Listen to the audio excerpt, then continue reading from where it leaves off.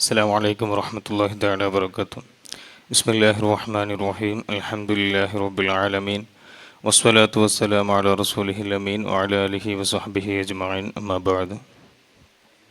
ബികെഎഫിൻ്റെ ഈ വേദിയിൽ മാപ്പിള പ്രസിദ്ധീകരണങ്ങൾ ചരിത്രം അതിൻ്റെ വിശേഷങ്ങൾ എന്ന വിഷയത്തെ അധികരിച്ച് ചരിത്ര ഗവേഷകനും മാപ്പിള പ്രസിദ്ധീകരണങ്ങളെക്കുറിച്ചും അറബി മലയാള സാഹിത്യത്തെ സംബന്ധിച്ചുമൊക്കെ ആഴത്തിൽ അറിവുള്ള നിരന്തരം പഠനങ്ങൾ നടത്തിക്കൊണ്ടിരിക്കുന്ന ബഹുമാനപ്പെട്ട അബ്ദുറഹ്മാൻ മങ്ങാട് സാറ് നമ്മോട് സംസാരിക്കുകയാണ്. അറബി മലയാളത്തിൻ്റെ ഒരു പ്രഫുല്ലമായ ഭൂത വർത്തമാനങ്ങൾ നമ്മൾ നിരന്തരം ഇപ്പോൾ ചരിത്ര പഠന വിധേയമാക്കിക്കൊണ്ടിരിക്കുന്ന ഒരു കാര്യമാണ്.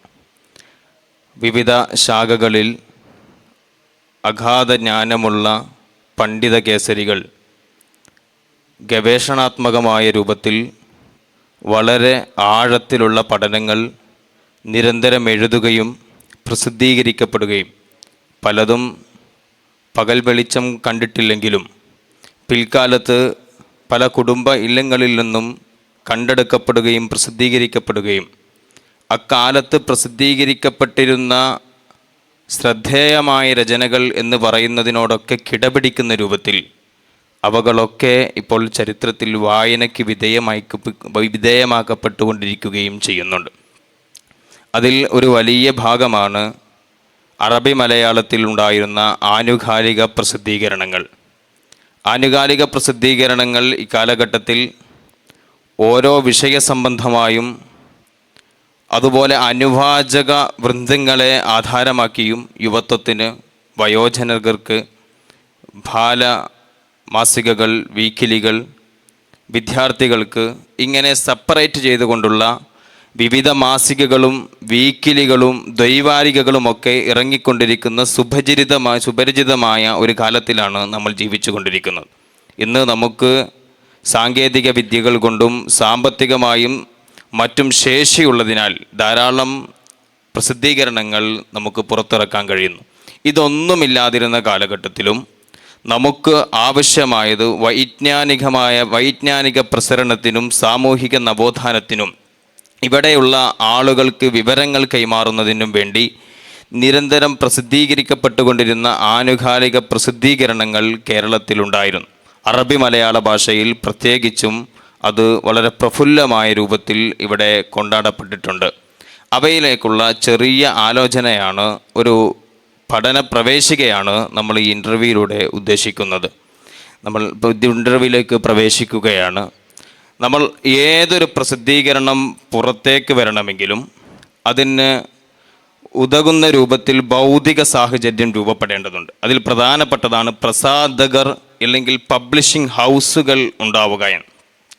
1847 കേരളത്തിൽ ആദ്യത്തെ പ്രസാധക ഹൗസ് തലശ്ശേരിയിൽ ഉണ്ടാവുന്നത്. നമ്മുടെ അറബി മലയാളത്തിൻ്റെ ചരിത്രം പരിശോധിക്കുമ്പോൾ വളരെ പ്രധാനപ്പെട്ട പ്രസാധക വൃന്ദം, പബ്ലിക്കേഷൻ ഹൗസുകൾ നമ്മുടെ അറബി മലയാള പ്രസിദ്ധീകരണ ചരിത്രത്തിലുണ്ട്. അവയുടെ വർത്തമാനങ്ങൾ, അവയുടെ ഇടപെടലുകൾ എങ്ങനെയായിരുന്നു, ആ ഭൗതിക സാഹചര്യം എത്രത്തോളം കേരളത്തിലുണ്ടായിരുന്നു എന്ന് സാറ് പറഞ്ഞു തുടങ്ങുകയാണ്. അസ്സലാമു അലൈക്കും. അറബി മലയാളം എന്ന് പറയുന്നത് ഒരു ബഹറാണ്. അതിവിശാലമായ പല ഏരിയകളും ഉൾക്കൊള്ളുന്നതാണ്. എല്ലാ ഭാഷകളെപ്പോലെ അറബി മലയാള ഭാഷയും. നമ്മൾക്ക് ഭാഷയിലേക്ക് കടക്കുന്നതിന് മുമ്പ് അറബി മലയാളം രൂപപ്പെട്ടു വന്നൊരു സാഹചര്യമുണ്ട് ഇവിടെ എന്ന് പറയുമ്പോൾ, കേരളത്തിൽ മലയാളത്തിന് ലിപി സംവിധാനം നിലവിലുണ്ടായിരുന്നില്ല. വട്ടെഴുത്തും കോലെഴുത്ത് തുടങ്ങിയ പല എഴുത്ത് രീതികളാണ് ഉണ്ടായിരുന്നത്. അതും വളരെ വൈകിയാണ്. ആ കാലഘട്ടത്തിൽ കേരളീയരെ സംബന്ധിച്ചിടത്തോളം, കേരള മുസ്ലിങ്ങളെ സംബന്ധിച്ചിടത്തോളം അവരുടെ ആശയവിനിമയത്തിന് ഒരു ഭാഷയ്ക്ക്, മലയാള ഭാഷയ്ക്ക് ഒരു ലിപി കണ്ടെത്തേണ്ട ബാധ്യത കൂടി അവർക്കുണ്ടായിരുന്നു. ആ ബാധ്യതയിൽ നിന്നാണ് അവർക്ക് അറബി മലയാളത്തിനുള്ള ലിപി സംവിധാനം ഏർപ്പെടുത്തുന്നതിലേക്ക് ആ കാലഘട്ടത്തിലെ പണ്ഡിതന്മാരും വിദ്യാഭ്യാസ വിചക്ഷണന്മാരൊക്കെ ചിന്തിക്കുന്നത്. അപ്പോൾ നോക്കുമ്പോഴാണ് അറബിക്ക് സമാനമായി, അറബി ഭാഷയിൽ മലയാളത്തിന് സമാനമായ വളരെ കുറച്ച് അക്ഷരങ്ങൾ മാത്രമേ ആദ്യകാലത്ത് ഉണ്ടായിരുന്നുള്ളൂ.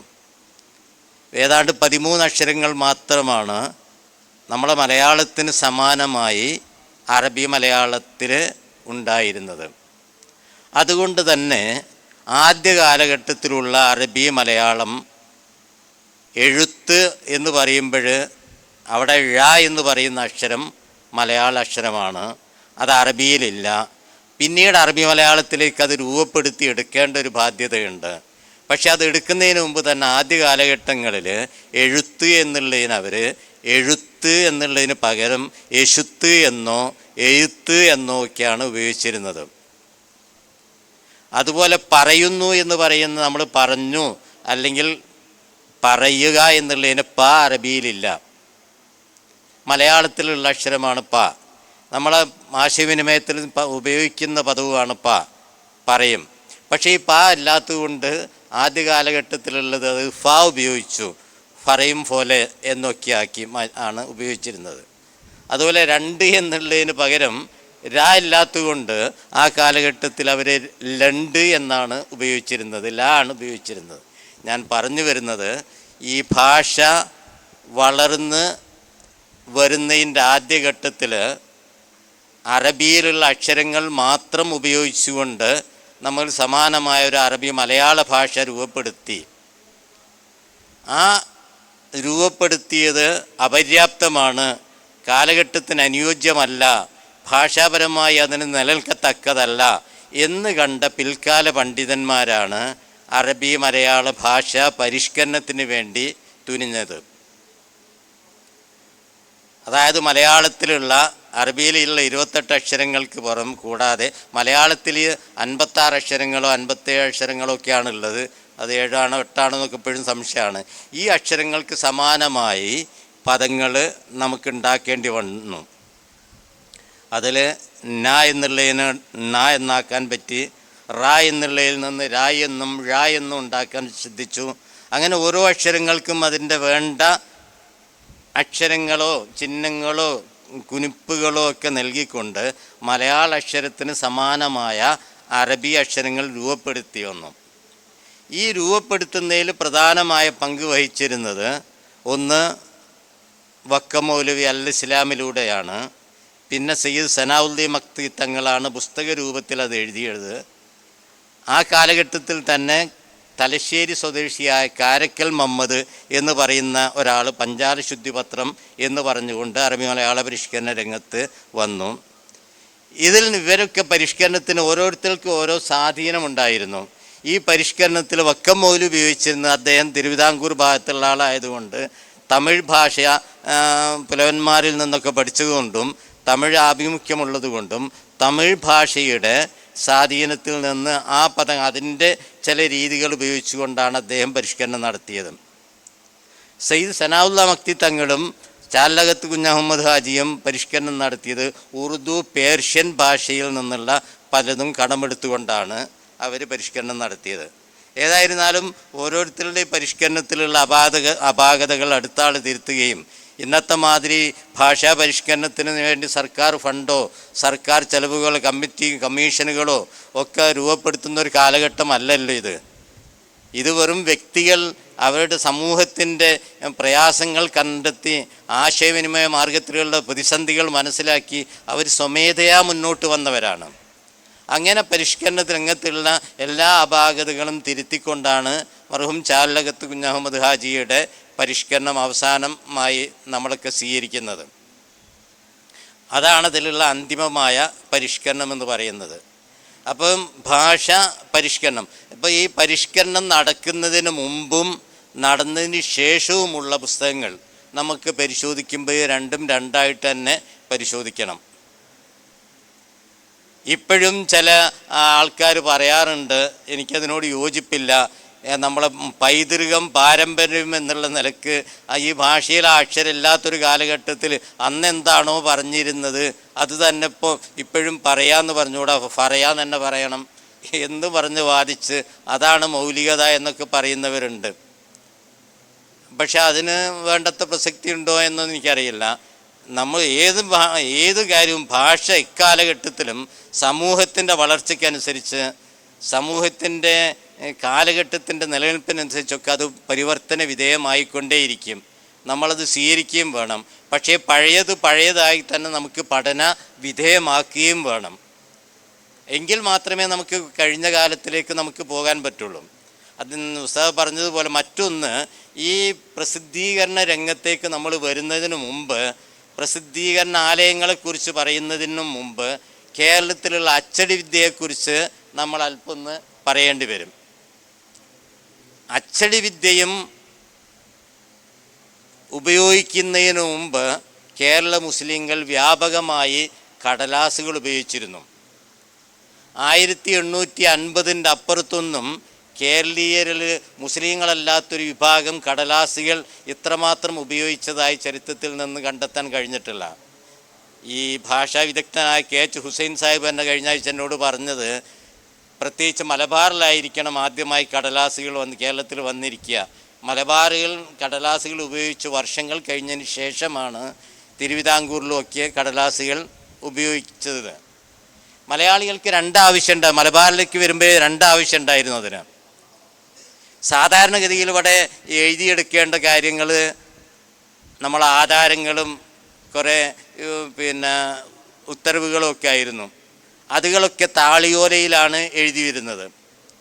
പോരാത്തത് എഴുത്തും വായനയും മതഗ്രന്ഥങ്ങളും ഒന്നും ഇവിടുത്തെ അധസ്ഥിത വിഭാഗത്തിന് തൊടാനോ സ്പർശിക്കാനോ വായിക്കാനോ പഠിക്കാനോ അവകാശമുണ്ടായിരുന്നില്ല. മുസ്ലിങ്ങളുടെ സ്ഥിതി അതായിരുന്നില്ല. മുസ്ലിങ്ങൾ എക്കാലഘട്ടത്തിലും വിശുദ്ധ ഖുർആൻ അവർക്ക് പഠിക്കേണ്ടതുണ്ട്. അവർ നമസ്കാരത്തെക്കുറിച്ച് പഠിക്കേണ്ടതുണ്ട്, നോമ്പിനെക്കുറിച്ച് പഠിക്കേണ്ടതുണ്ട്, കുളിയെക്കുറിച്ച് പഠിക്കേണ്ടതുണ്ട്. ഈ കാര്യങ്ങളൊക്കെ അവർക്ക് മനസ്സിലാക്കേണ്ടതുണ്ട്. നമ്മളൊരു കാര്യം മനസ്സിലാക്കണം, നമ്മളെ ഈ അറബി മലയാള കൃതികളിലൊക്കെ പലപ്പോഴും ആദ്യകാല കൃതികളൊക്കെ നോക്കിയാൽ കുളിയുടെ കുറേ പുസ്തകങ്ങൾ കാണും. അതുപോലെ അറബിനെക്കുറിച്ചുള്ള കുറേ പുസ്തകങ്ങൾ കാണും. എന്തായിരുന്നു നമ്മൾ ആലോചിക്കുന്നത്? നമ്മൾ മനസ്സിലാക്കേണ്ട ഒരു കാര്യം, ഇവിടുത്തെ അധസ്ഥിത വർഗം എന്തിനെ കിട്ടിയാലും തല്ലിക്കൊന്ന് ചുട്ടുകരിച്ച് തിന്നുന്നൊരു കാലഘട്ടത്തിൽ അവർ കൺവെർട്ട് ചെയ്ത് വന്നതാണ് കേരളത്തിലെ മുസ്ലിങ്ങൾ. അപ്പോൾ അവർക്ക് അറിവിനെക്കുറിച്ചും ഏതൊക്കെ കാര്യങ്ങൾ എങ്ങനെയൊക്കെ ഭക്ഷിക്കണമെന്നും ശരിയായ ബോധവൽക്കരണം നടക്കേണ്ടതുണ്ട്. അതുകൊണ്ടാണ് അറിവിനെക്കുറിച്ച് ഇത്രയധികം പുസ്തകങ്ങൾ ഉണ്ടാവാൻ കാരണം. മറ്റൊന്ന്, ശുദ്ധിയെക്കുറിച്ച് നമുക്കിപ്പം വേണം കളിയാക്കാം. ഈ ചെറിയ ശുദ്ധിയും വലിയ ശുദ്ധിയെക്കുറിച്ചുള്ള പുസ്തകങ്ങൾ മാത്രമാണ് അറബി മലയാളത്തിലുള്ളത് എന്ന് പറഞ്ഞ് ഈ ജനവിഭാഗം അവർ ഇസ്ലാമിലേക്ക് കടന്നു വന്നപ്പോൾ എങ്ങനെയാണ് ഇസ്ലാമിൻ്റെ വിശുദ്ധി അതെങ്ങനെയൊക്കെയാണ് ഇത് ഉണ്ടാക്കേണ്ടത്, അപ്പം കുളിക്കലോ ഉളുവെടുക്കുന്നതോ അതിൻ്റെ നിയമങ്ങൾ എന്തൊക്കെയാണ്, എങ്ങനെയൊക്കെയാണ് എന്നുള്ളതിനെക്കുറിച്ച് അവർക്ക് വിശദമായ പഠനം ആവശ്യമുണ്ട്. അതുകൊണ്ട് അത്തരം കാര്യങ്ങളിലുള്ള പുസ്തകങ്ങൾ, പഴയകാല പുസ്തകങ്ങൾ ധാരാളമുണ്ട് എന്നാണ് ഞാൻ പറയുന്നത്. അത് ഒറ്റയടിക്ക് നമ്മൾ നോക്കുമ്പോൾ ഇത് ഇത്തരം കാര്യങ്ങൾ അറിവിനെക്കുറിച്ച് എല്ലാവർക്കും അറിയുന്ന കാര്യമല്ല. ഇപ്പം നമുക്ക് ചോദിക്കാം, അറിവിനെക്കുറിച്ച് ഇങ്ങനെ ഒരുപാട് പുസ്തകങ്ങളൊക്കെ എഴുതിച്ച് എന്തിനാണ് എന്ന് വേണമെന്നാണ് നമുക്ക് ചോദിക്കാം. അപ്പം ഞാൻ പറഞ്ഞുകൊണ്ടുവരുന്ന കേരളത്തിൽ പ്രസ്സുകൾ വന്നു. ആദ്യമായി കേരളത്തിൽ പ്രസ് വന്നത് കോട്ടയം CM പ്രസ്സാണ്. 1847 CM പ്രസ് വന്നു. CM പ്രസ്സിൽ കമ്പോസിങ് സിസ്റ്റമായിരുന്നു ഉണ്ടായിരുന്നത്. കമ്പോസ് ചെയ്യാന്ന് പറഞ്ഞാൽ ഇന്നത്തെ കുട്ടികൾക്ക് DTP അല്ല വേറൊന്നും അറിയില്ല. ഈ അക്ഷരങ്ങൾ, ഓരോ അക്ഷരങ്ങളും എടുത്ത് ഈ പ്രസ്സിൻ്റെ അവിടെ ഇങ്ങനെ നിരത്തി വെക്കുകയാണ് കമ്പോസർമാർ. ഇന്നത്തെ മാതിരിയല്ല, ഓരോ അക്ഷരങ്ങളും. അപ്പോൾ ഒരേ അക്ഷരം തന്നെ ആയിരക്കണക്കിലും 10,000 ഇങ്ങനെ ഈ ബോക്സിൽ നിറച്ചിരിക്കണം. എങ്കിൽ മാത്രമേ ആ പുസ്തകം അല്ലെ വൈകുന്നേരം ആകുമ്പോഴേക്ക് ഈ പത്രം കമ്പോസ് ചെയ്ത് തീർക്കാൻ കഴിയുള്ളൂ രാത്രി. ഒരു 12 മണിയാകുമ്പോഴേക്ക് കമ്പോസ് ചെയ്യുന്നത്. ഈ കമ്പോസിങ് സിസ്റ്റമുള്ള പ്രസ്സായിരുന്നു കോട്ടയത്ത് വന്നിരുന്നത്. നിങ്ങളാരും കമ്പോസ് ചെയ്യുന്ന കണ്ടിട്ടുണ്ടോ? കമ്പോസിങ് സിസ്റ്റം പ്രസ് കമ്പോസിങ് വന്നു. അതിനുശേഷം അതേ സമയത്ത് കണ്ണൂരാണ് ബാസൽ മിഷൻ ഹെർമൻ ഗുണ്ടർട്ടിൻ്റെ തലശ്ശേരിയിൽ നെല്ലിക്കുന്ന് എന്ന സ്ഥലത്താണ് പ്രസ് സ്ഥാപിക്കുന്നത്. അദ്ദേഹം പ്രസ് സ്ഥാപിച്ചപ്പം കോട്ടയത്തതുപോലെ ഈ കമ്പോസിങ് പ്രസ് അല്ല കണ്ണൂർ തലശ്ശേരി സ്ഥാപിച്ചത്. കല്ലച്ച് എന്ന് പറയുന്ന ആ സിസ്റ്റമാണ് ഉണ്ടാക്കി. അക്ഷരങ്ങൾ ഈ കമ്പോസ് ചെയ്യാൻ എടുത്തു വെച്ച് വരിയിൽ വൃത്തിയാക്കി ഉണ്ടാക്കുകയല്ല. നമ്മൾ ഇതുപോലുള്ള ഈ ടേബിളിൻ്റെ ഈ ഷീറ്റ് പോലുള്ള മാർബിൾ ഷീറ്റുകളിൽ എഴുതിയിട്ട് അത് പ്രിൻ്റ് ചെയ്യുക എന്നുള്ളതാണ്. അതിന് ലിത്തോ പ്രസ് എന്നാണെന്ന് പറഞ്ഞിരുന്നത്. ലിത്തോ പ്രസ് മാറി ആദ്യം ലിത്തോ ഹാൻഡ് പ്രസ് ആയിരുന്നു. ഈ മാർബിൾ പോലുള്ള ഒരു തരം ഫലകയിൽ നമ്മൾ ഖുർആൻ്റെ ഒരു പേജ് കൃത്യമായിട്ട് എഴുതിയെടുക്കുക. അങ്ങനെ 100 കണക്കിൽ ഇതിൽ എഴുതിയിട്ടാണ് ഇത് അച്ചടിച്ചുകൊണ്ടിരുന്നത്. പിന്നീട് അത് ഹാൻഡ് പ്രസ് കൈകൊണ്ടാണ് ഇങ്ങനെ വർക്ക് ചെയ്യിപ്പിച്ചിരുന്നത്. പിന്നീട് അതെന്തായി? പവർ പ്രസ്സായി. കറണ്ട് വന്നതോടുകൂടി അത് പവർ പ്രസ്സായി. പിന്നീട് വ്യാപകമായിട്ടാണ് നമ്മൾ കമ്പോസ് ചെയ്യുന്ന ആ പ്രസ് വന്നു. അതിൽ തന്നെ പിന്നീട് റോട്ടറി സിസ്റ്റമൊക്കെ വന്നു. അവസാനമാണ് ഇപ്പം എന്താക്കിയത്, നമ്മളെ ഇപ്പം പുതിയ എല്ലാ സിസ്റ്റവും വന്നിരിക്കുന്നത്. അപ്പോൾ നമ്മൾ മനസ്സിലാക്കേണ്ട ഒരു കാര്യം, ഈ എന്തുകൊണ്ട് മലബാറിലേക്ക് ജർമ്മൻ സായിപ്പ് വന്നപ്പം മലബാറിലേക്ക് കൊണ്ടുവന്നത് ലിത്തോ പ്രസ്സാണ്. അവിടുത്തതുപോലെ കോട്ടയത്തതുപോലെ കമ്പോസിങ് അല്ല. കാരണം അദ്ദേഹത്തിന് മലബാറിലെ സാഹചര്യം കൃത്യമായിട്ടും അറിയാം. കാരണം മലബാറിൽ ഏറ്റവും കൂടുതൽ മുസ്ലിങ്ങളാണുള്ളത്. അവർക്ക് ഏറ്റവും കൂടുതൽ ആവശ്യമുള്ളതാണ് വിശുദ്ധ ഖുർആൻ, മറ്റിത് വേദഗ്രന്ഥങ്ങൾ. ഇത് അറബി ഭാഷയും കേരളീയർക്ക് അറിയാം, മലബാറുകാർക്ക് അറിയാം. അല്ല, അറബി ഭാഷയും അറബി മലയാളവും. അറബി ഭാഷയുടെ അക്ഷരങ്ങൾ അറിയാം, അതിലൂടെ അറബി മലയാളവും അറിയാം. അപ്പം ഈ സാധ്യത ഉപയോഗപ്പെടുത്തണമെങ്കിൽ അത് കമ്പോസിങ് പ്രസ് എന്ന് അറബി മലയാളത്തിൽ കമ്പോസിങ് ഇല്ല, ഒന്നുമില്ല. അപ്പോൾ ആ കമ്പോസിങ് സിസ്റ്റം ഉള്ളൊരു പ്രസ് മലബാറിന് അപ്രായോഗികമാണ്. അപ്പോൾ ഇത് മലബാറിൽ ലിത്തോ പ്രസ് മാത്രമേ പറ്റുള്ളൂ. ലിത്തോ പ്രസ് ഉണ്ടായാൽ രണ്ടുണ്ട് കാര്യം. ഒന്ന്, മുസ്ലിങ്ങളെ സംബന്ധിച്ചിടത്തോളം അവർക്ക് ഖുർആൻ അടിക്കാം. അവർ ഇഷ്ടം പോലെ കാത്തിബീങ്ങളുണ്ട് മുസ്ലിങ്ങളിൽ. കേരളത്തിലൊരു പ്രധാനപ്പെട്ട തൊഴിലായിരുന്നു കിതാബത്ത്. കാത്തിബ്, പള്ളിയിലെ കാളിയെന്നും മൊല്ലാന്നും മുക്രി എന്നൊക്കെ പറയും പോലെ ഒരു സിസ്റ്റം, ഒരു തൊഴിലായിരുന്നു കിതാബത്ത്, കാത്തിബീങ്ങൾ. അപ്പം കാത്തിബീങ്ങൾ കേരളത്തിലുണ്ട്. കേരളത്തിൽ കാത്തിബീങ്ങൾ ഉണ്ടാകുന്നതോടുകൂടി തന്നെ നിങ്ങൾ മനസ്സിലാക്കേണ്ട, ഇപ്പം ഞാൻ ആ വിഷയത്തിലേക്ക് വരികയല്ല, ഒരു കാര്യമാണ്. കേരളത്തിൽ ഖത്ത് മലൈബാരി എന്ന് പറഞ്ഞൊരു സിസ്റ്റം ഉണ്ട്. നമ്മളൊക്കെ ഖുർആൻ കണ്ടതും നമ്മളൊക്കെ പഠിച്ചത് ഖത്ത് മലൈബാരിയിലായിരിക്കും. ഞങ്ങളുടെ തലമുറ, പുതിയ തലമുറ റസ്മു ഉസ്മാനി തന്നെ ആയിരിക്കും ഖുർആൻ. റസ്മു ഉസ്മാനിയിലല്ലാതെ ഖുർആൻ എഴുതാൻ പാടുണ്ടോ ഇല്ലേ എന്നുള്ളതിൽ തർക്കം ഉണ്ട്, അന്നും ഒന്നും ഒക്കെ ഉണ്ട്. ആ കാലഘട്ടത്തിൽ കേരളത്തിലെ പണ്ഡിതന്മാർ ഖത്ത് മലൈബാരി എന്ന് പറയുന്ന ലോകത്തിൽ ഒരിടത്തും ഇല്ലാത്ത ഒരു പുതിയ എഴുത്ത് സിസ്റ്റം മലബാറിൽ കൊണ്ടുവന്നിട്ടുണ്ട്. അതൊരു പഠിക്കേണ്ട ഒരു വിഷയമാണത്. അങ്ങനെ ആ ഖത്ത് മലൈബാരി കേരളീയർക്ക് അറബി അക്ഷരം അറിയാം, അത് എഴുതാനറിയാം. അപ്പം ആ എഴുതാൻ അറിയുന്നതോടുകൂടി തന്നെ അവരിലേക്ക് മിഷനറി പ്രവർത്തനം വ്യാപകമാക്കണമെങ്കിൽ എന്ത് വേണം? ഇവിടെ ബൈബിളും ക്രിസ്തുമത വേദഗ്രന്ഥങ്ങളും ഈശാ മസീഹിനെക്കുറിച്ചുള്ള സ്നേഹനിധിയായ യേശു ക്രിസ്തു തുടങ്ങിയിട്ടുള്ള ഒരുപാട് പുസ്തകങ്ങളും അറബി മലയാളത്തിൽ ഉണ്ടാക്കിയാൽ അത് മലബാറിലെ മുസ്ലിങ്ങൾക്ക് വ്യാപകമായി പ്രചരിപ്പിക്കാം, അതിലൂടെ കൺവെർഷൻ നടക്കും എന്നുള്ളൊരു ദുരുദ്ദേശം കൂടിയാണ് മലബാറിലേക്ക് അവർ ലിത്തോ പ്രസ് കൊണ്ടുവന്നതെന്നുള്ളൊരു പ്രധാന കാരണം. അപ്പോൾ നിങ്ങൾക്ക് സംശയം ഉണ്ടാവും, ബൈബിള് മലയാളത്തിലുണ്ടോ എന്ന്. വേദഗ്രന്ഥങ്ങൾ ബൈബിളൊക്കെ മലയാളത്തിലുണ്ടോ? ഉണ്ട്, ഇഷ്ടം പോലെ ഉണ്ട്. ബൈബിൾ ലൂക്ക, ബൈബിൾ മത്ത തുടങ്ങിയിട്ടുള്ള ബൈബിളുകളും യേശു ക്രിസ്തുവിനെക്കുറിച്ച് 4-5 ജീവരുത്ത ഗ്രന്ഥങ്ങളും അത്ഭുത മനുഷ്യൻ കറാമത്തും ഒക്കെ ഒരു പറഞ്ഞുകൊണ്ടുള്ള പഴയകാല പുസ്തകങ്ങളൊക്കെ ഇന്നും കാലിക്കറ്റ് യൂണിവേഴ്സിറ്റി CHL സൂക്ഷിക്കുന്നുണ്ട്. അപ്പോൾ അവരുടെ ലക്ഷ്യം ഈ മിഷനറി പ്രവർത്തനത്തിലൂടെ മുസ്ലിങ്ങളുടെ അടുക്ക് സ്വാധീനം ഉറപ്പിക്കാം എന്നുള്ള ഒരു വലിയ പ്രവർത്തനം ബ്രിട്ടീഷ് സർക്കാരിൻ്റെ മിഷനറിയിലൂടെ തന്നെ നടന്നിരുന്നു. സർക്കാർ ലെവലിൽ ഒന്നുമില്ല എന്ന് പറയുകയും അതേസമയത്ത് മിഷനറി പ്രവർത്തനം വളരെ സജീവമായി നടക്കുകയും ചെയ്തിരുന്ന ഒരു കാലഘട്ടമായിരുന്നു അത്. അപ്പോൾ അങ്ങനെയാണ് കേരളത്തിൽ ആദ്യമായി പ്രിൻറ്റിങ് പ്രസ്, ലിത്തോ പ്രസ്സുകൾ വരുന്നത്. ആ പ്രസ്സുകൾ കണ്ണൂർ, ആദ്യം തലശ്ശേരി വന്നു, പിന്നെ കണ്ണൂർ വന്നു, പിന്നീട് പൊന്നാനിയിലേക്ക് പോയി, പൊന്നാനിയിൽ നിന്ന് അവസാനം തിരുവങ്ങാടിയിലെത്തി. അതിൻ്റെ ഇടയ്ക്ക് വളപട്ടണത്തും ഈ ആലപ്പുഴയിലും കൊണ്ടോട്ടിയിലും ഒക്കെ ഒറ്റപ്പെട്ട പ്രസ്സുകൾ ഉണ്ടായിട്ടുണ്ട്. അതേസമയത്ത് പൊന്നാനിയിൽ 13 പ്രസ്സുകളൊക്കെ ഒരേ സമയത്ത് പ്രവർത്തിച്ചിട്ടുണ്ട്.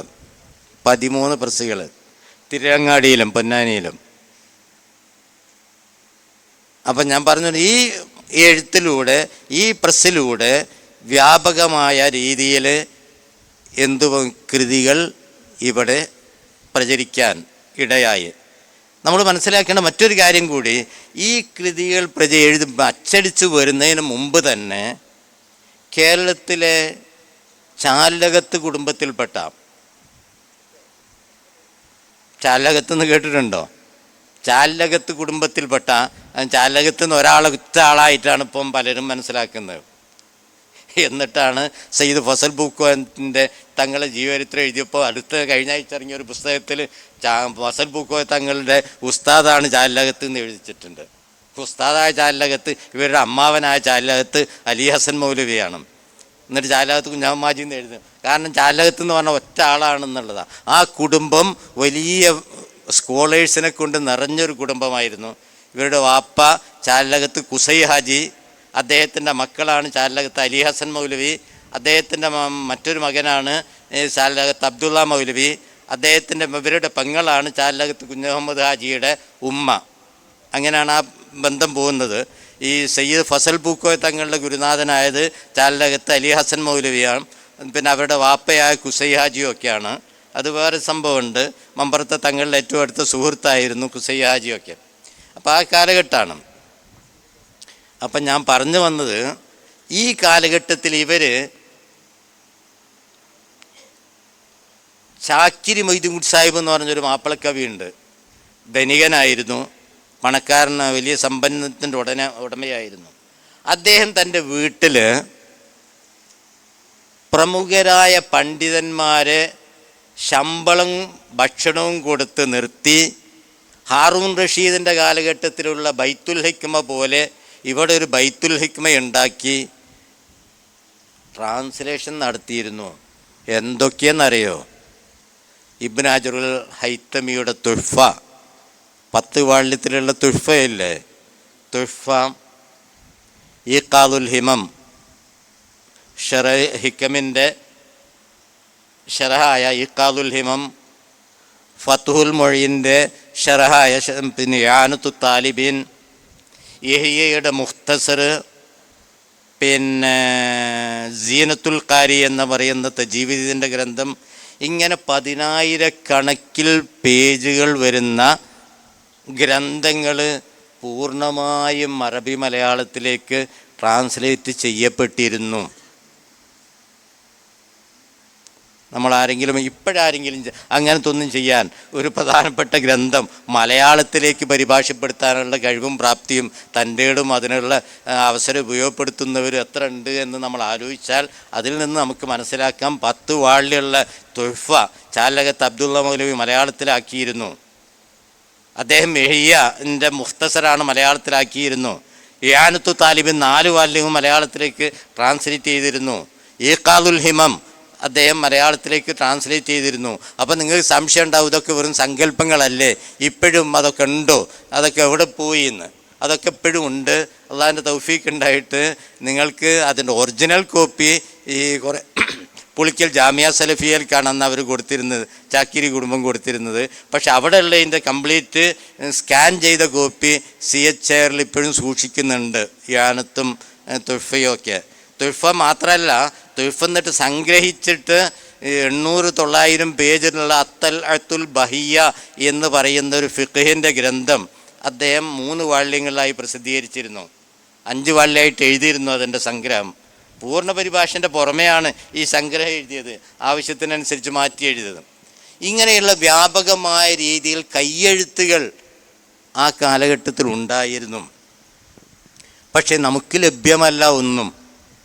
ഇത് അവിടെ ഉള്ളത് കൊണ്ട് ചാക്കിരി, അവരാ കുടുംബത്തിൽ നിന്ന് മന്ത്രിയായിരുന്നു ചാക്കിരി അഹമ്മദ് സാഹിബൊക്കെ ഉണ്ടായിരുന്നു. ആ കാലഘട്ടത്തിൽ ഇങ്ങനെ കൊടുത്തപ്പം പിന്നീട് അത് അവർ ചാക്കിൽ കെട്ടിവെച്ചു. അതിലൊരു ഭാഗം കൊടുത്തിരുന്നത് തിരങ്ങാടി KM മൗലവി അറബിക് കോളേജിനായിരുന്നു. ഒരു പിക്കപ്പിൽ ഇങ്ങോട്ടും ഒരു പിക്കപ്പിൽ അങ്ങോട്ടേയും കൊണ്ടുവന്നത്. അവിടെ ഉള്ളതൊക്കെ ഇപ്പം അവിടെ ഒന്നുമില്ല. ഇവിടെ ഉള്ളത് ഇതറിഞ്ഞ് ഞാൻ പോയിട്ട് ഞാൻ ചെന്ന് പറഞ്ഞു, അവരോട് പറഞ്ഞു ഇതിൻ്റെ മൂല്യം ഇന്നതാണെന്ന് പറഞ്ഞുകൊണ്ട് അതവർക്ക് ഇന്ന സ്വീകാര്യം ആയതുകൊണ്ടും അവർ ബൈൻഡ് ചെയ്ത് ഭദ്രമായി സൂക്ഷിച്ചുകൊണ്ട് ഇപ്പോഴവിടെ ഉണ്ട്. ഇനി ഞാൻ പറഞ്ഞത് ഇത്രയേ ഉള്ളൂ. കേരളത്തിൽ ഈ കാത്തിബീങ്ങൾ ഉപയോഗിച്ചുകൊണ്ട് അല്പം കാശുള്ള ആൾക്കാർ ഖുർആൻ വ്യാപകമായി കയ്യെഴുത്തുകളുണ്ടായിരുന്നു.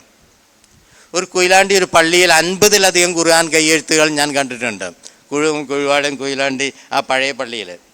കാരണം എന്താണ്, നിങ്ങളെടുത്ത് കാശുണ്ടെങ്കിൽ ഇന്നിപ്പോൾ നമ്മൾ വാങ്ങി വഖഫ് ചെയ്യുന്നില്ലേ, അതിനേക്കാളും താല്പര്യത്തോടു കൂടി ഖുർആൻ എഴുതിച്ചിട്ട് അവർ പള്ളിയിലേക്ക് വഖഫ് ചെയ്തിരുന്നത്. ഖുർആൻ മാത്രമല്ല, നമ്മൾ താനൂരുള്ള ഇസ്ലാഹുൽ ഉലൂമ ഒരു കോളേജിൽ പഴയകാല കിതാബുകൾ കംപ്ലീറ്റ് ഖത്മ അവർ കയ്യെഴുത്തിൽ പ്രിൻ്റെടുത്തിരുന്നു. എന്തിനു പറയുന്നു, നമ്മൾ എൻ്റെ ഒരു സുഹൃത്തിന് നെല്ലിക്കുത്ത് അബ്ദുറഹ്മാൻ മുസ്ലിയാർ, അദ്ദേഹത്തിൻ്റെ വീട്ടിൽ ഇമാം സുയൂത്തി ഇമാം തഫ്സീറുൽ ജലാലൈനി മഹല്ലിൻ തഫ്സീറുൽ ജലാലൈനിയുടെ കോപ്പി ജലാലുദ്ദീനുൽ മഹല്ലി മരിച്ചിട്ട് ഏതാണ്ട് 26-27 വർഷമാകുമ്പോഴേക്കും മലയാളിയായ പണ്ഡിതന്മാരാരോ അത് കയ്യെഴുത്താക്കി കേരളത്തിൽ കൊണ്ടുവന്നിട്ടുണ്ട്. അതിൻ്റെ കോപ്പി അദ്ദേഹത്തിൻ്റെ കൈവശപ്പോഴുണ്ട്, ഞാൻ കണ്ടതാണ്, വർഷം പരിശോധിച്ചതാണ്, ഒക്കെയാണ്. ഇതിൽ നമുക്ക് മനസ്സിലാക്കാൻ കഴിയുന്നത് എന്താണെന്നറിയോ, വ്യാപകമായ രീതിയിൽ കടലാസുകൾ നമ്മൾ ഉപയോഗിച്ചിരുന്നു. വ്യാപകമായി മനോഹരമായി എഴുത്ത് ലിപികൾ കേരളത്തിലെ പണ്ഡിതന്മാർ സ്വീകരിച്ചിരുന്നു. അതിൽ നമുക്ക് പറയുമ്പോൾ ഹത്ത് മലൈബാരി പറയുമ്പോഴും നമ്മൾ ശ്രദ്ധിക്കേണ്ട ഒരു കാര്യം, ഹത്ത് മലൈബാരി എന്ന് പറയുമ്പം നമ്മൾ സാധാരണക്കാർക്ക് വേണ്ടിയാണ് അത് രൂപപ്പെടുത്തിയത്. അതേസമയത്ത് പണ്ഡിതന്മാർ ഇതിനൊക്കെ തഅലീഖാത്ത് എഴുതിയിരുന്നതും ഷറഹ് എഴുതിയിരുന്നതും ഇങ്ങനെ എഴുതിയതൊക്കെ മറ്റേ സാധാരണ അറബിയിൽ തന്നെയാണ്. ഈ ചാലാഖത്ത് അലിയാസൻ മൗലവിയും അബ്ദുള്ള മൗലവിയും ഒക്കെ എഴുതിയിരുന്നത് സാധാരണ അറബിയിൽ മലയാളത്തിലേക്ക് മാറ്റിക്കൊണ്ടാണ്. അത് നമ്മൾ മനസ്സിലാക്കണം. എല്ലാം എങ്ങനെയാണ് എന്ന് നമ്മൾ അതിനോടുകൂടി കരുതരുത്. ധാരാളം എഴുത്തുകൾ, കടലാസുകൾ കേരളത്തിൽ മുസ്ലിം കമ്മ്യൂണിറ്റിയിലടക്കം ഉപയോഗം നടന്നു എന്ന് മാഷിവിടെ പറഞ്ഞു. പൊതുവെ ഉയർത്തപ്പെടുന്ന ഒരു ആക്ഷേപമാണ് വായന അറിയാത്ത, അക്ഷരജ്ഞാനം കുറഞ്ഞ, എഴുത്തുമായി ബന്ധപ്പെടാത്ത ഒരു കമ്മ്യൂണിറ്റിയായിരുന്നു പഴയ കാലഘട്ടത്തിൽ ഉണ്ടായിരുന്നത് എന്ന്. അതിനോട് വിരുദ്ധമല്ലേ ഈ ഇത്രയും ഡാറ്റകൾ വെച്ച് സംസാരിക്കുമ്പോൾ ഉണ്ടാവുന്നത്? നമ്മൾ ആക്ഷേപങ്ങൾ നിങ്ങൾ എത്ര അധികം സെക്യുലറായി, നിങ്ങളിപ്പം ക്രിസ്തുമസ് കേക്ക് വാങ്ങി ഇവിടെ വെച്ച് മുറിച്ചാലും നാളെയും പറയും നിങ്ങൾ തീവ്രവാദികളാണ്. അതിന് മാറ്റമൊന്നും ഉണ്ടാവില്ല. കാരണം അത് ഈ കേരളത്തിൽ മാത്രമുള്ളൊരു ഇതല്ല, ലോകവ്യാപകമായ ഒരു പ്രചരണത്തിൻ്റെ ഇസ്ലാം ഫോബിയാണ്. നമുക്കറിയാവുന്നതാണല്ലോ, 6-8 പേര് മരിച്ച കളമശ്ശേരി, 8 പേര് മരിച്ച കളമശ്ശേരി സ്ഫോടനത്തെക്കുറിച്ച് തീവ്രവാദി ആക്രമണം എന്ന് ഒരു പത്രവും ഒരു ചാനലും ആരും പറഞ്ഞിട്ടില്ല. എന്നാലും ഇപ്പോഴും പറയും അവിടെ കോട്ടയത്ത് ആ ജോസഫ് മാഷ കൈവെട്ടിയ തീവ്രവാദത്തെക്കുറിച്ച് നമ്മൾ മീഡിയയും പത്രങ്ങളും വ്യക്തികളും ഒക്കെ പറഞ്ഞുകൊണ്ടിരിക്കും. അപ്പോൾ ആൾക്കാർ പറയുന്നതിന് നമുക്ക് മറികടക്കാൻ വേണ്ടത് നമ്മൾ ക്രിയാത്മകമായി നിരന്തരമായി വർക്ക് ചെയ്തുകൊണ്ടിരിക്കാം. ഇതുപോലെ തന്നെയാണ് ഞാൻ ഇപ്പോഴും നിങ്ങളോട് കൂടി പറയാണ്, ഞാൻ പലരോടും പറഞ്ഞിട്ടുണ്ട്, ഇന്ത്യ നമുക്കിപ്പോഴും 800 വർഷം ഭരിച്ച സ്പെയിനെ കുറിച്ച് നമുക്കറിയാം. നമ്മൾ ആവേശം കൊള്ളും സ്പെയിനും സിസിലിയും കോർഡോവയും ഒക്കെ കുറിച്ച്. 900-ലധികം വർഷം ഇന്ത്യ ഭരിച്ച മുസ്ലിങ്ങൾ ഭരിച്ച നമ്മുടെ ഈ നാടിനെക്കുറിച്ച് നമുക്കൊരു ചുക്ക് അറിഞ്ഞുകൂടാ, നമുക്ക് താല്പര്യവുമില്ല. ലോകം കണ്ട മുഹദ്ദിസീങ്ങൾ ഇന്ത്യക്കാരാണ്. അത് വേറെ വിഷയമാണ്. അപ്പം ഞാൻ പറഞ്ഞുകൊണ്ട് ഇത് കവർ ചെയ്യണമെങ്കിൽ നമ്മൾ എന്ത് വേണം? ഇപ്പം മുഗൾ ഭരണത്തെക്കുറിച്ചോ ഗസ്നിയ വംശത്തെക്കുറിച്ചോ ഗോര വംശത്തെക്കുറിച്ചോ തുഗ്ലക്ക് വംശത്തെക്കുറിച്ചോ അടിമ വംശത്തെക്കുറിച്ചോ ഒന്നും പാഠപുസ്തകത്തിലെ യൂണിവേഴ്സിറ്റിയിലോ ഹൈസ്കൂളിലോ പഠിപ്പിക്കാൻ പാടില്ല, ഒക്കെ ഒഴിവാക്കി നമ്മൾ നിഷ്ക്രിയരായി നിശബ്ദരായിരിക്കുകയാണ് വേണ്ടത്. നമ്മളെങ്ങനെ അതിനെതിരെ പ്രമേയം പാസ്സാക്കിയാൽ മതിയോ? ഇതൊന്നുമല്ല നമുക്ക് ചെയ്യാൻ കഴിയുന്നത്. മഹത്തായ ഇന്ത്യ മുസ്ലിം ചരിത്രം എന്ന് ഞാൻ പറയില്ല, ഇന്ത്യ ചരിത്രം, ഈ കാര്യങ്ങൾക്കൊക്കെ പ്രാധാന്യം കൊടുത്തുകൊണ്ടുള്ള ഇന്ത്യ ചരിത്ര രചനയിലേക്ക് നമ്മൾ മുന്നിട്ടിറങ്ങേണ്ടതുണ്ട്. എന്തിനപ്പോൾ നമ്മളെ നിൽക്കുന്നത് എന്ന് ചോദിച്ചാൽ ഇതൊരു കാലം കഴിയുമ്പം തന്നെ മറന്നു പോകും. ആദ്യകാല പ്രസിദ്ധീകരണങ്ങളിൽ നമ്മൾ കൈകാര്യം ചെയ്ത വിഷയങ്ങളുടെ വൈഭവവും അതിൻ്റെ വിപുലതയും നോക്കുമ്പോൾ തന്നെ നമ്മൾ എത്രയോ അഡ്വാൻസ്ഡ് കമ്മ്യൂണിറ്റിയാണെന്ന് മനസ്സിലാക്കാൻ കഴിയും. നമ്മൾ ആദ്യകാല പ്രസിദ്ധീകരണം എടുത്തു നോക്കുകയാണെങ്കിൽ തുഹ്ഫയാണെങ്കിലും റഫീഖുൽ ഇസ്ലാം എടുത്തു നോക്കുകയാണെങ്കിലൊക്കെ റഫീഖുൽ ഇഖ്വാൻ എടുത്തു നോക്കുകയാണെങ്കിലൊക്കെ അതിൽ ധാരാളം വൈജ്ഞാനികമായ ചർച്ചകളും ലോകവർത്തമാനങ്ങളൊക്കെ അതിൽ കാണാം. അങ്ങനെ അത് തന്നെയല്ലേ വലിയൊരു അടയാളപ്പെടുത്തൽ? അതിലുള്ള കൂടുതൽ വിവരങ്ങൾ സാർ പങ്കുവെച്ച നന്നായിരുന്നു. ഇത് ആദ്യ കാലഘട്ടത്തിൽ 1897 1900 സി സൈദാലിക്കുട്ടി മാഷി എന്ന് പറയുന്ന ആളുടെ നേതൃത്വത്തിൽ സലാഉൽ ഇഖ്വാൻ എന്ന് പറയുന്നൊരു പത്രം തിരൂരിൽ നിന്ന് പുറത്തിറങ്ങുന്നത്. അത് നമ്മുടെ ഇന്നത്തെ ജനറൽ പത്രം പോലെ തന്നെ ആഴ്ചയിൽ, ആ കാലഘട്ടത്തിലൊക്കെ പത്രം ഇറങ്ങുന്ന ആഴ്ചയിൽ ഒരു ദിവസം, പിന്നീട് ആഴ്ചയിൽ 2 ദിവസമായി. അല്ലാമീനൊക്കെ വന്നപ്പോൾ ആഴ്ചയിൽ 3 ദിവസമാണ് പത്രം ഇറങ്ങുക. ഡെയിലി എന്നാണ് അതിന് പറയുക. പക്ഷേ ആഴ്ചയിൽ ഒരു ദിവസമോ അല്ലെ 2 ദിവസമൊക്കെ അത് പുറത്തിറങ്ങിയിരുന്നുള്ളൂ. അങ്ങനെ ലോക വാർത്തകൾക്ക്, പ്രത്യേകിച്ച് ഖിലാഫത്ത് വാർത്തകൾക്ക്, ലോക സയൻറ്റിഫിക് വാർത്തകൾക്ക് ഒക്കെ ഏറ്റവും പ്രാധാന്യം നൽകിക്കൊണ്ട് പ്രസിദ്ധീകരിച്ചിരുന്ന പത്രമാണ് സലാഉൽ ഇഖ്വാൻ. അപ്പം നമ്മൾ മനസ്സിലാക്കേണ്ടതൊരു കാര്യം, ഇത് ഒരു വിഭാഗം ആൾക്കാർ മാത്രം അല്ലെങ്കിൽ കുറേ ആൾക്കാർ മാത്രം ഈ പ്രസിദ്ധീകരണം ഉണ്ടായി എന്നുള്ളത് കൊണ്ട് മാത്രം നമ്മളെല്ലാവരും വളരെ മുൻപന്തിയിലായിരുന്നു എന്നുള്ള വാദം എനിക്കില്ല. അത് അക്കാലത്തുമില്ല ഇക്കാലത്തുമില്ല.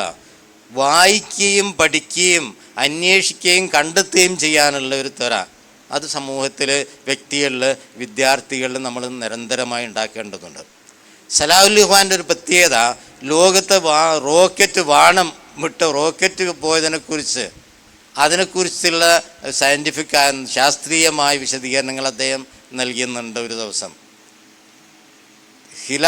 തുർക്കി ഖിലാഫത്ത് ഹിജാസ് റെയിൽവേനെ കുറിച്ച് നിങ്ങൾക്ക് വിശദമായി പഠിക്കണമെങ്കിൽ ആ പഴയ സലാഉൽ ഇഖ്വാൻ പത്രത്തിൻ്റെ കോപ്പികൾ നിങ്ങൾക്ക് പഠിച്ചു നോക്കിയാൽ കാണാം.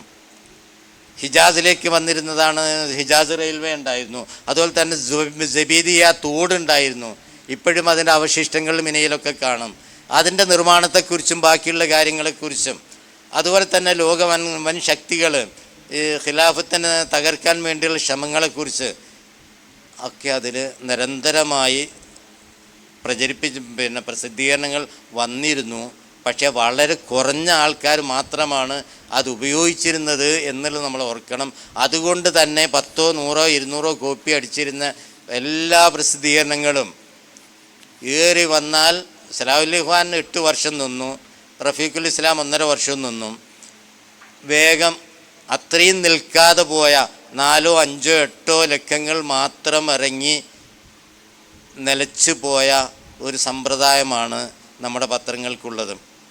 അപ്പോൾ ഈ പത്രങ്ങളിൽ വിവിധ വൈവിധ്യപൂർണമായ കാര്യങ്ങൾ അവർ കൈകാര്യം ചെയ്തു എന്നുള്ളത് ശരിയാണ്. പക്ഷേ അത് ജനങ്ങളിലേക്ക് വേണ്ടത്ര എത്തിപ്പെടാൻ അത് അന്നും ഇന്നും ഒക്കെ അന്നത്തെ കാലഘട്ടത്തിലുള്ള ഒരു പ്രയാസം, അവർക്ക് അറിവിൻ്റെ അക്ഷരജ്ഞാനത്തിൻ്റെ ഒക്കെ കുറവുണ്ടായിരുന്നു.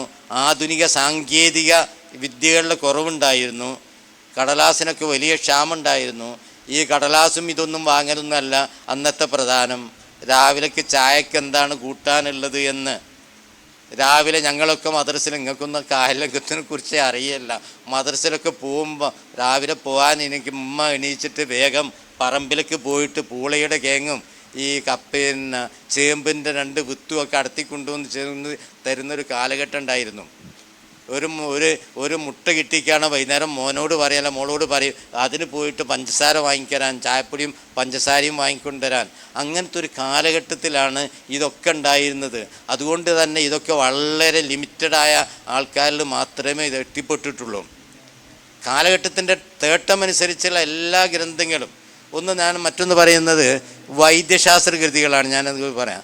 ഈ ആനുകാലികങ്ങൾ ഞാൻ പറഞ്ഞില്ലേ, ഇവിടെ ഉണ്ടായത് സലാഹുൽ ഇഖ്വാൻ, റഫീഖുൽ ഇസ്ലാം, പിന്നീട് അത് ഇങ്ങോട്ട് പോന്നിട്ട് പിന്നീട് ഉണ്ടായത് 926 വെച്ചാണ്. 23 അൽ ഇർഷാദ്, അൽ ഇസ്ലാഹ്, നിസാഉൽ ഇസ്ലാം, പിന്നെ 29 അൽ ബയാൻ വന്നു. പിന്നീട് 35 അൽ മുർഷിദും പിന്നെ വന്നു. പിന്നെ 50കളിൽ അൽ ഇത്തിഹാദ് വന്നു. 54-56 ആകുമ്പോഴേക്കും അൽ ബുർഹാൻ വന്നു. ഇങ്ങനെയുള്ള പലതുമാണ് കേരളത്തിൽ വന്നിരുന്നത്.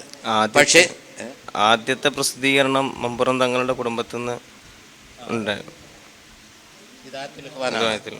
ഹിദായത്തുൽ ഇഖ്വാൻ മമ്പുറം തങ്ങളുടെ മകളുടെ മകൻ അബ്ദുള്ള തങ്ങളുടെ ഒരു പ്രസിദ്ധീകരണമാണ് ആദ്യത്തെ കൃതി എന്ന് അൽ മുർഷിദിൻ്റെ ആമുഖത്തിൽ, നമ്മളാരും അത് കണ്ടിട്ടില്ല, അൽ മുർഷിദിൻ്റെ ആമുഖത്തിൽ ഫസ്റ്റ് പതിപ്പിൻ്റെ ആമുഖം എഴുതിയ കൂട്ടത്തിൽ അതിലെഴുതിയിട്ടുണ്ട് കേരളത്തിൽ ആദ്യത്തെ അറബി മലയാള പ്രസിദ്ധീകരണം മമ്പുറം തങ്ങളുടെ മകൻ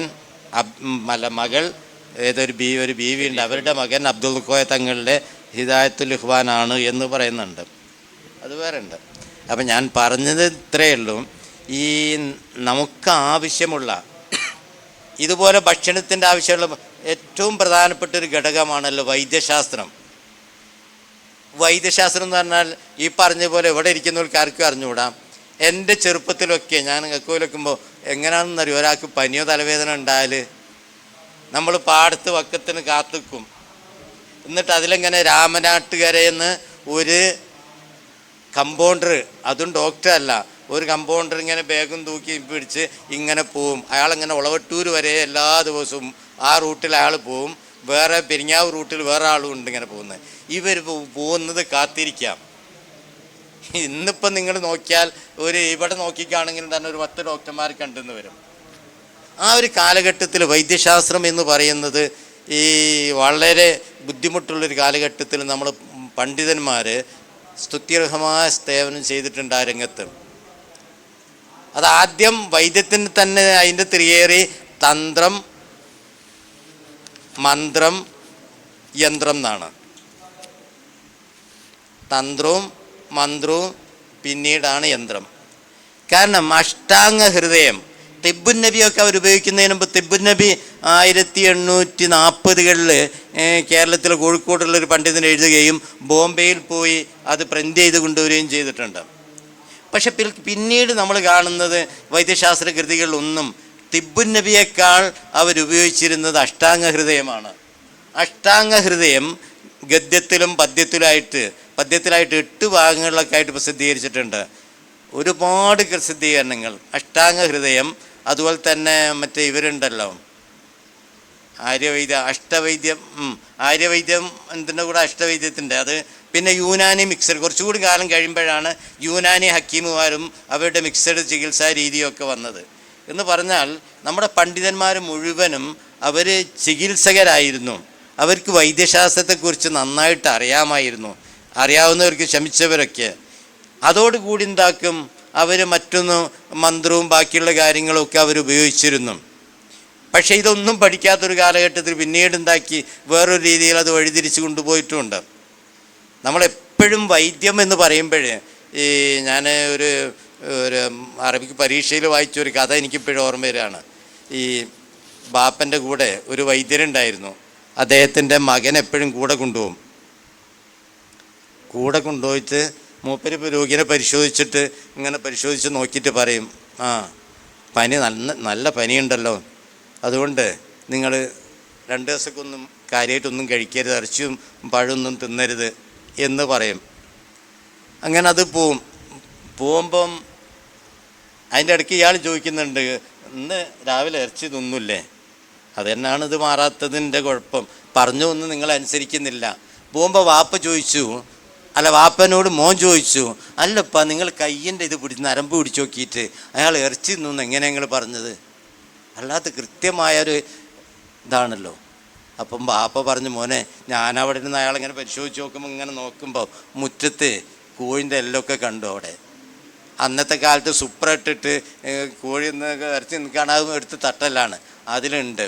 അപ്പോൾ അവിടെ ഇറച്ചി ഉപയോഗിച്ചിട്ടുണ്ടെങ്കിൽ ആ കുട്ടി അത് തിന്നിരിക്കുമല്ലോ, അതുകൊണ്ട് അങ്ങനെ ചോദിച്ചാന്ന് പറഞ്ഞു. ആയിക്കോട്ടെ, അങ്ങനെ പിറ്റേന്ന് പോയില്ല. പിറ്റേന്ന് വന്നു, ഈ പരിശോധിച്ചൊക്കെ കഴിഞ്ഞപ്പോൾ പറഞ്ഞു, ഏയ് നിങ്ങൾ പറഞ്ഞതൊന്നും കേൾക്കുന്നില്ലല്ലോ, നിങ്ങൾ ഈ പുരക്കാരെന്താ, ഈ കുട്ടി ഇന്ന് പഴം തിന്നല്ലോ, എന്തിനീ പഴം കൊടുത്ത അവന്? ഞാൻ പറഞ്ഞില്ലേ നേരത്തെ പഴം കൊടുക്കരുതെന്ന്. ഇപ്പം സംഗതി ശരിയാണ്, പഴം കൊടുത്തിട്ടുണ്ട്. അപ്പം അതും ചോദിച്ചു മകനോട്. മകൻ ചോദിച്ചു വാപ്പനോട്, എങ്ങനെ വാപ്പ നിങ്ങൾ അതിങ്ങനെ കൃത്യമായി പറഞ്ഞത്? അപ്പം പഴത്തിൻ്റെ തൊലി അവൻ്റെ കട്ടിൻ്റെ ചൂട്ടിൽ, ഞാനത് കയറി ചെല്ലുമ്പോൾ തന്നെ കട്ടിൻ്റെ ചൂട്ടിൽ പഴത്തിൻ്റെ തൊലി കണ്ടു. അപ്പോൾ അവൻ പഴം തിന്നതാണെന്ന് ഞാൻ മനസ്സിലാക്കിയത്. അത് കഴിഞ്ഞിട്ട് 2 ദിവസം കഴിഞ്ഞിട്ട് മകനെ പറഞ്ഞയച്ചു, ഇന്നേക്കൊന്ന് പോയിക്കോ, ഒറ്റയ്ക്ക് പോയിക്കോ, ഞാൻ വരുന്നില്ല, എന്നിട്ടൊന്ന് പരിശോധിച്ച് പോരും. അങ്ങനെയാണ് ആ പരിശീലിപ്പിക്കൽ. അപ്പോൾ ഇവൻ ചെന്നിട്ട് ആദ്യം ഇങ്ങനെ പരിശോധിച്ച് കൈയൊക്കെ പിടിച്ചിട്ട് പറഞ്ഞു, വൈക്കോല് തിന്നില്ലേന്ന്. വൈക്കോല് തിന്നെ ഈ ആൾക്ക് ആകെ വൈക്കോല് നിങ്ങളെന്താണ് പറയുന്നതെന്ന് പറഞ്ഞിട്ട് ഇതാക്കിയപ്പം പരക്കാരും ബാക്കിയുള്ളതാ. ഇവരെ ആട്ടി ഓടിച്ച് നിങ്ങൾ നോക്കണ്ട, നിങ്ങൾ മരുന്നും വേണ്ട, വാപ്പ വന്നിട്ട് നോക്കിയാൽ മതി. വൈക്കോല് മനുഷ്യന്മാർ വൈക്കോല് തിന്നോ? അപ്പോൾ ഇവൻ ഈ സംഭവം പറഞ്ഞ് പുറകെ പോയിട്ട് വാപ്പനോട് ചെയ്യുന്നെന്ന് പറഞ്ഞു. ഞാൻ നോക്കിയിട്ട് പറഞ്ഞു വൈക്കോലൊന്നും ഇല്ലെന്ന് ചോദിച്ചു. ഒരെന്നെ ആട്ടി ഓടിച്ചതാണ്, എന്തെങ്കിലും അങ്ങനെ പറയാമെന്ന് ചോദിച്ചു. അപ്പം ഞാൻ ചെല്ലുമ്പോൾ മുറ്റത്ത് വൈക്കോൽ ഇങ്ങനെ കൂട്ടിയിട്ടിട്ടുണ്ട്. അപ്പോൾ അത് തിന്നതായിരിക്കും എന്ന് വിചാരിച്ചു എന്നാണ് പറഞ്ഞത്. ഈ തയ്യാസാക്കുന്നതും ബാക്കിയുള്ളതിനും ഒക്കെ ഉള്ളതാണ്. അപ്പം ഞാൻ പറഞ്ഞുകൊണ്ട് വന്ന ഇതേ ഉള്ളൂ. ഇതിലൊക്കെ ഈ വൈദ്യശാസ്ത്രത്തിൽ ഏറ്റവും കൂടുതൽ നമ്മൾ ഉപയോഗിക്കുന്നത് തന്ത്രമാണ്, പിന്നെ മന്ത്രമാണ്. അത് കഴിഞ്ഞിട്ട് മാത്രം മന്ത്രം എന്ന് പറഞ്ഞാൽ മാനസികമായ ആൾക്കാരുടെ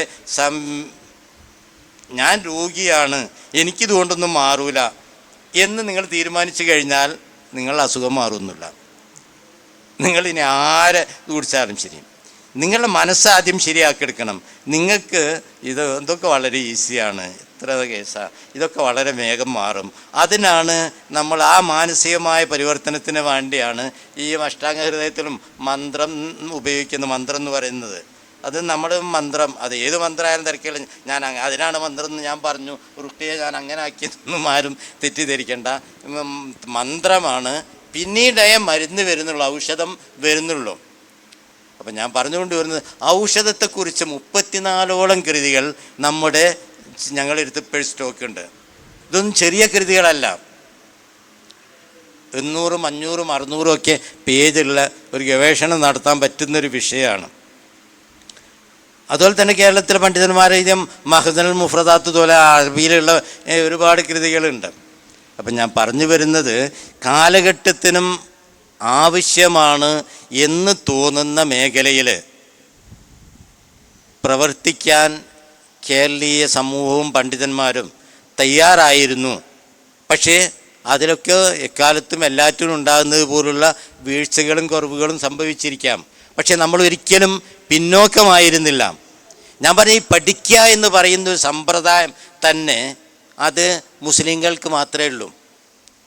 വേദഗ്രന്ഥം പഠിക്കുന്ന ലോകത്ത് ഇന്ത്യയിലെ ഒരു മുസ്ലിങ്ങളല്ലാതെ മറ്റുള്ളവൻ വേദം പാരായണം ചെയ്താലോ വേദം പാരായണം ചെയ്യുന്നത് കേട്ടാലോ അവൻ്റെ ചെവിയിൽ മീയം ഉരുക്കി ഒഴിക്കണമെന്നാണ് ഇവിടുത്തെ നമ്മളെ ജാതി നിയമങ്ങളൊക്കെ പറയുന്നത്. അതേസമയത്ത് മുസ്ലിങ്ങൾക്ക്, കാരണം അതിന് വിശുദ്ധി വേണമെന്നാ. എന്തിന്? വേദഗ്രന്ഥങ്ങൾ പാരായണം ചെയ്യണമെങ്കിൽ അതിന് വിശുദ്ധി വേണം. ഹൈന്ദവ വിശുദ്ധി ജന്മനായുള്ളതാണ്. വിശുദ്ധി എന്ന സങ്കല്പം നമുക്കുണ്ട്. ഖുർആൻ ഓതാൻ നമുക്ക് വിശുദ്ധി വേണം, ശുദ്ധി വേണ്ടേ? നമ്മൾ ശുദ്ധി വുളു എടുത്താൽ ഉണ്ടാകുന്നൊരു ശുദ്ധിയാണ്, ആർജിതമാണ്. മറ്റവർ ജന്മസിദ്ധമാണ്. ആ ഒരു വ്യത്യാസമാണുള്ളത്. ശുദ്ധി ഇതിൽ തന്നെ മഹത്തായ കാര്യങ്ങൾ ചെയ്യുമ്പം വിശുദ്ധരായിരിക്കണം, ശുദ്ധി വേണം എന്നുള്ളതിൽ ആർക്കും അഭിപ്രായ വ്യത്യാസമൊന്നുമില്ല. പക്ഷേ മുസ്ലിം ശുദ്ധി എന്ന് പറയുന്നത് അത് ആർജിതമാണ്, നമുക്ക് എപ്പോഴും ഉണ്ടാക്കാവുന്നതാണ്, മറ്റവർക്കുള്ളത് ഉണ്ടാക്കാൻ കഴിയുന്നതല്ല, ജന്മനായുള്ളതാണ്. അതുകൊണ്ട് തന്നെ അവർക്ക് ഇത്തരം വേദഗ്രന്ഥങ്ങളുടെ ആവശ്യമൊന്നും ഉണ്ടായിരുന്നില്ല. അതുകൊണ്ട് തന്നെ അവർക്ക് വേദഗ്രന്ഥങ്ങളിൽ എഴുതേണ്ടതോ പഠിക്കേണ്ടതോ ഉണ്ടായിരുന്നില്ല. പക്ഷെ നമുക്കത് ഉണ്ടായിരുന്നു എന്നുള്ളത് ആ കാലഘട്ടത്തിൻ്റെ ഒരു പ്രത്യേകതയാണ്. പക്ഷേ നമ്മൾ അതോടുകൂടി ഇപ്പോഴും നമ്മൾ ചെയ്യേണ്ട ഒരു കാര്യം, ഉള്ളതിൽ അഭിരമിക്കുന്നതിന് പകരം എൻ്റെ ഉപ്പപ്പകാക്ക് ഒരു ആന ഉണ്ടായിരുന്നു എന്ന് പറയുന്നതിന് പകരം നമ്മൾ ഇനി എന്തൊക്കെയാണ് ചെയ്യേണ്ടത്, ഇതിനെക്കുറിച്ചൊക്കെ പഠിക്കണം. പഠിച്ചെങ്കിൽ മാത്രമേ മുന്നോട്ട് പോകാൻ കഴിയുള്ളൂ. കഴിഞ്ഞ കാലത്തിനെക്കുറിച്ച് അറിയാതെ നമുക്ക് മുന്നോട്ട് പോകാനും കഴിയില്ല. പക്ഷേ അതിൽ മാത്രം കറങ്ങി നിൽക്കുന്നതിന് പകരം ഭാവിയെക്കുറിച്ച്, ഭാവി സമൂഹത്തിന് നേരിടുന്നതിനെക്കുറിച്ച് നമ്മൾ എങ്ങനെയൊക്കെയാണ് മുന്നോട്ട് പോകേണ്ടത് എന്നുകൂടി നമ്മൾ ആലോചിക്കേണ്ടതുണ്ട്. അതാണ് നമ്മൾ ഇത്തരം കാര്യങ്ങളിലൂടെ ഉദ്ദേശിക്കുന്നത്. അന്ന് എഴുത്തിൽ ഇപ്പോൾ ഷുജായി മൊയ്തു മൊയ്ലിയാരെ പോലെ പ്രസിദ്ധരായ എമിനൻ്റായ സ്കോളേഴ്സായിരുന്നു എഴുതിക്കൊണ്ടിരുന്നത്. മുസ്ലിമീങ്ങളിൽ എത്രത്തോളം അവൈലബിൾ ആയിരുന്നു അങ്ങനെ അത്ര എമിനൻ്റായ സ്കോളേഴ്സ് അക്കാലഘട്ടത്തിൽ ഈ പ്രസിദ്ധീകരണങ്ങളൊക്കെ എഴുതാൻ വേണ്ടി? സ്കോളേഴ്സൊക്കെ ഒന്ന് ധാരാളമുണ്ട്. പക്ഷെ അത് ഞാൻ പറഞ്ഞില്ലേ, സാമ്പത്തിക കാരണങ്ങളാൽ, മറ്റ് കാരണങ്ങളാൽ അത് സമൂഹത്തിലേക്ക് എത്തിയോ എന്നുള്ളതിലാണ്. വേണ്ടത്ര എത്തിയോ, എത്തിയത് തന്നെ വെറും പാട്ടുകളിലും മാലകളിലും മാത്രം പരിമിതമായി പോയോ എന്നാണ് ആലോചിക്കുന്നത്. അല്ലെ നൂഹ് കണ്ണ് മുസ്ലിയാർ, പറവൂര് നൂഹ് കണ്ണ് മുസ്ലിയാർ, അദ്ദേഹത്തിൻ്റെ ഫത്തുഹുസ്സമദ് എല്ലാ വിഷയവും കൈകാര്യം ചെയ്തൊരു പുസ്തകമാണ് ഫത്തുഹുസ്സമദ്. അദ്ദേഹത്തിൻ്റെ തന്നെ മുഹിമ്മാത്തു നൂറ് തുടങ്ങിയിട്ടുള്ള ഗ്രന്ഥങ്ങൾ, ഷുജായിൻ്റെയും വളരെ മുമ്പുള്ള ആളാണ്. ഷുജായ് മൊയ്തു മുസ്ലിയാരുടെ കൃതികൾ, ഞാൻ നേരത്തെ പറഞ്ഞ ചാലകത്ത് അബ്ദുള്ള മൗലവിൻ്റെയും അലി ഹസൻ മൗലവിയുടെയും കൃതികൾ, അങ്ങനെ തുടങ്ങിയിട്ടുള്ള, പിന്നീട് നമ്മുടെ പണ്ഡിതന്മാരായ ആൾക്കാർക്ക് ഏറ്റവും കൃതികൾ ഉണ്ടായിരുന്ന അറബിയിലാണ്. ഈ പണ്ഡിതന്മാർ അന്നത്തെ ഈ ദർസുമൊക്കെ ആയിട്ടുള്ള പണ്ഡിത രംഗത്ത് ഉയർന്നു നിൽക്കുന്ന ഷുജായി പോലുള്ളവരല്ലാത്ത മറ്റുള്ളവരൊക്കെ എഴുതിയിരുന്നത് വെറും അറബിയിലാണ്. സയ്യിദ് ഫضൽ പൂക്കോയ തങ്ങൾക്ക് 50ഓളം കൃതികൾ എഴുതിയിട്ടുണ്ട്. അതിലേതാനും ഒരു 10-20ഓളം കൃതികൾ നമ്മുടെ കൈവശം തന്നെ ഉണ്ട്. അപ്പം ഞാൻ പറഞ്ഞു കൊണ്ടുവരുന്നത്, ഇവരെപ്പോലുള്ള എഴുത്തുകാരുടെ പോരായ്മ ഉണ്ട് എന്ന് നമുക്ക് പറയാൻ പറ്റില്ല. കൊങ്ങണം വീട്ടിൽ ഇബ്രാഹിം കുട്ടി മുസ്ലിയാർ, കുണ്ടിൽ കുഞ്ഞിപ്പോക്കർ മുസ്ലിയാർ, കോടൂർ കുഞ്ഞിപ്പോക്ക് മുസ്ലിയാർ, അങ്ങനെ തുടങ്ങിയിട്ടുള്ള ഇവരൊക്കെ, കുണ്ടിൽ കുഞ്ഞിപ്പോക്കർ മുസ്ലിയാർക്കൊക്കെ എത്ര രചനയാണുള്ളതെന്നറിയാം. അതുപോലെ തന്നെ ഇയാൾക്ക് കൊങ്ങണം വീട്ടിൽ ഇബ്രാഹിം കുട്ടി മുസ്ലിയാർക്ക് ധാരാളം രചനകളുള്ള മനുഷ്യനാണ്. ആഖിർ സൈനുദ്ദീൻ മഹദൂമിൻ്റെ പുത്രനുമാണ് അദ്ദേഹം. അദ്ദേഹത്തിൻ്റെ കൃതി, അദ്ദേഹത്തിനെ കുറിച്ചിപ്പോഴും മലയാളത്തിൽ നല്ലൊരു പഠനമുണ്ട്. അക്കാലഘട്ടത്തെയും ഇക്കാലഘട്ടത്തെയും ചേർത്ത് വെച്ച് നോക്കുമ്പോൾ ഇന്ന് പ്രസിദ്ധീകരണങ്ങൾ ധാരാളമുണ്ട്, നമുക്ക് പ്രസാദ വിഭാഗങ്ങളും ധാരാളമുണ്ട്. ആശാവഹമാണോ ആശങ്കാവഹമാണോ എങ്ങനെ നോക്കിക്കാണുന്നു? ആശാവഹമാണ് എന്ന അഭിപ്രായം എനിക്കില്ല. നമുക്ക് സമ്പത്തുണ്ട്, പ്രസാധനാലയങ്ങളുണ്ട്, എഴുത്തുകാരുണ്ട്. എഴുത്തുകാരുടെ മേഖല പോലും ആരോ നിശ്ചയിക്കുന്ന, ആരൊക്കെ നമ്മളെ ഈ കൊണ്ടുപോകുന്ന രംഗത്താണോ നമ്മൾ എഴുത്തിൽ വിഹരിക്കുന്നത് എന്ന് പലപ്പോഴും തോന്നിയിട്ടുണ്ട്. ആവശ്യത്തിനനുസരിച്ച് എൻ്റെ സ്വമേധ സമൂഹത്തിൻ്റെ ഗുണത്തിന് വേണ്ടി, സമൂഹത്തിൻ്റെ ഭാവിക്ക് വേണ്ടിയാണ് ഞാൻ എഴുതുന്നത് എന്നുള്ള പ്രതിബദ്ധതയോടുകൂടിയായിരിക്കണം എഴുത്തുകാർ ആ രംഗത്തേക്ക് വരേണ്ടത്. അല്ലാതെ ഏതെങ്കിലും ചില ഈ ആർക്കും മനസ്സിലാകാത്ത, തിരിയാത്ത ചില കാര്യങ്ങളിൽ അഭിരമിച്ചതുകൊണ്ട്, രചന നടത്തിയതുകൊണ്ട് പ്രത്യേകിച്ച് കാര്യമൊന്നുമില്ല. പിന്നീട് നമ്മുടെ ഇപ്പോഴത്തെ രചന എന്ന് പറയുന്നത് പുസ്തകം മാത്രമല്ല, സോഷ്യൽ മീഡിയയാണ് എല്ലാവരും ഉപയോഗിക്കുന്നത്. സോഷ്യൽ മീഡിയയും നമ്മളെ കൈകാര്യം ചെയ്യുന്നതിൽ നമ്മൾ ശ്രദ്ധിക്കേണ്ട കാലഘട്ടം തന്നെയാണിത്. അപ്പോൾ നമ്മൾ ആ കാലഘട്ടം, ആ കാര്യം ആശാവഹമാണ് അല്ല എന്ന് രണ്ടും തീർത്ത് പറയാൻ പറ്റാത്ത ഒരു കാര്യമാണ്. പിന്നീട് മറ്റൊന്ന്, നേരത്തെ ചോദിച്ച ഒരു ചോദ്യം പറഞ്ഞ ഫസ്റ്റിൽ തന്നെ പ്രസിദ്ധീകരണശാലകളെക്കുറിച്ച് നിങ്ങൾ പറഞ്ഞിരുന്നു. കേരളത്തിൽ പ്രസിദ്ധീകരണശാലയിൽ ഏറ്റവും മുൻപന്തിയിരുന്നത് പൊന്നാനിയിലുള്ള 2 പ്രസിദ്ധീകരണശാലകളാണ്. UM Abdullah Maulavi and company എന്ന് പറയുന്ന ഒരു പ്രസിദ്ധീകരണശാലയുണ്ടായിരുന്നു ഇവിടെ പൊന്നാനിയിൽ. അദ്ദേഹത്തിൻ്റെ ആ കാറ്റലോഗ് ഉപയോഗിച്ച് കഴിഞ്ഞാൽ അവരന്ന് അടിച്ചിരുക്കിയിരുന്ന കാറ്റലോഗുകളിൽ നിർദ്ദേശങ്ങൾ തന്നെ അറബി മലയാളം,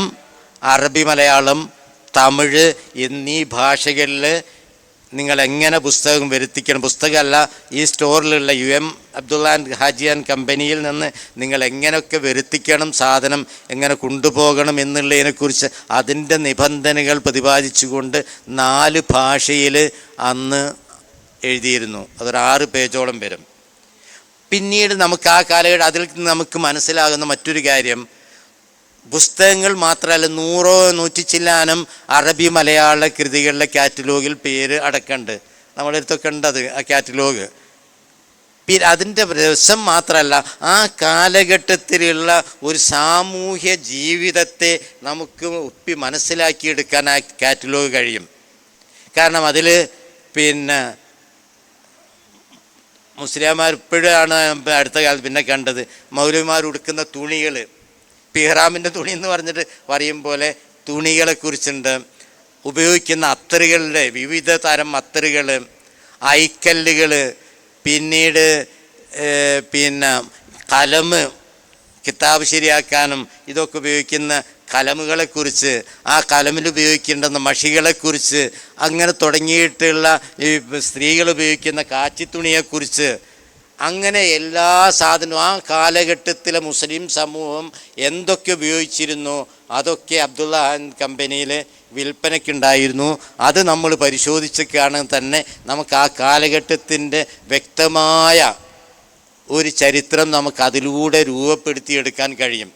അങ്ങനെ 2 പ്രമുഖ കമ്പനികളാണ് പിന്നെ അവിടെ ഉണ്ടായിരുന്നത്. മറ്റ് പ്രസാധനാലയങ്ങളൊക്കെ സ്വകാര്യ വ്യക്തികളാണ്. പിന്നീടാണ് തിരുവങ്ങാടി വന്നതിന് ശേഷമാണ് ആമിറുൽ ഇസ്ലാം 950-കളിൽ എത്തുമ്പോഴാണ് പ്രസിദ്ധീകരണാലയങ്ങളിലേക്ക് നമ്മൾ ശ്രദ്ധിക്കുന്നതും അതിലൂടെ മുന്നോട്ട് പോകുന്നതുമൊക്കെ. അതിനു മുമ്പ് എൻ്റെ അറിവിൽ ഈ 2 പൊന്നാനിയിലുള്ള 2 പ്രസിദ്ധീകരണ ശാലകളാണ്. പക്ഷേ ഞാൻ ഒരാളോട് തന്നെ പറഞ്ഞിട്ടുണ്ട്, ഒരു പഠനത്തിന് മാത്രം സ്കോപ്പുള്ളതാണ് ആ കാറ്റലോഗ് എന്ന്.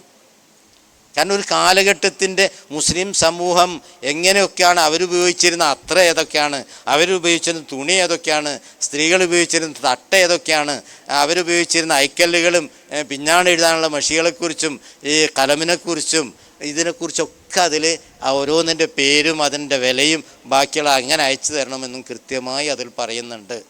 അപ്പം അങ്ങനെയാണ്. എൻ്റെ മറ്റൊന്നും ഞാൻ കണ്ടെത്തിയിട്ടില്ല.